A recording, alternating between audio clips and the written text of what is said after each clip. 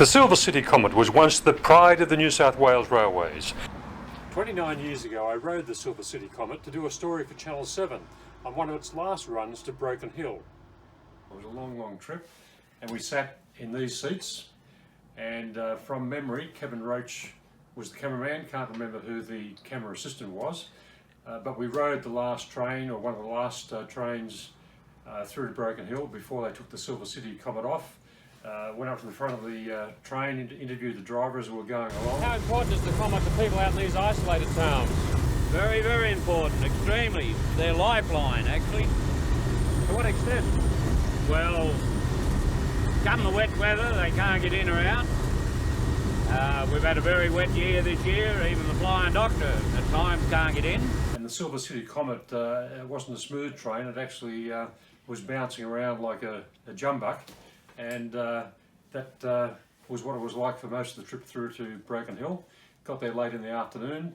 We also had lunch on board. There was a buffet, or actually it was more than a buffet. It was actually a full kitchen, and there was then a table service. So it was like a restaurant meal. Dinner is now being served in the dining car. Anyone wishing to have dinner, would you come through now, please? Yeah.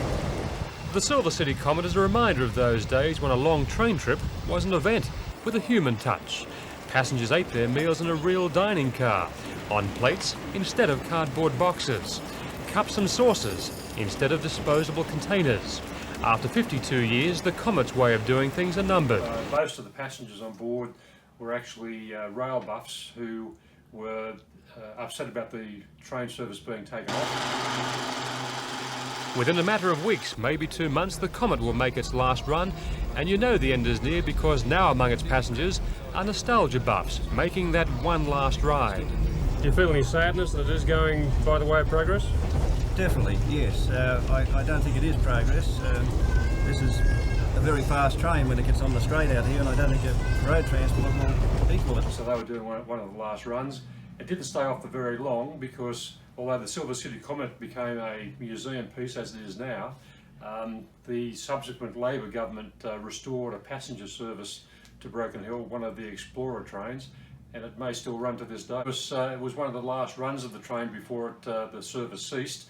A lot of people here were concerned about it because the Silver City Comet was actually a lifesaver during natural emergencies such as floods, because they were still able to get the goods and services into Broken Hill and to Menindee, because the train was on an elevated permanent way, and as a result the train could always get through even when road traffic was gone. So this was the kitchen of the Silver City Comet while the train was bucking along like a bronco along pretty wobbly old tracks. The staff were in here putting meals together.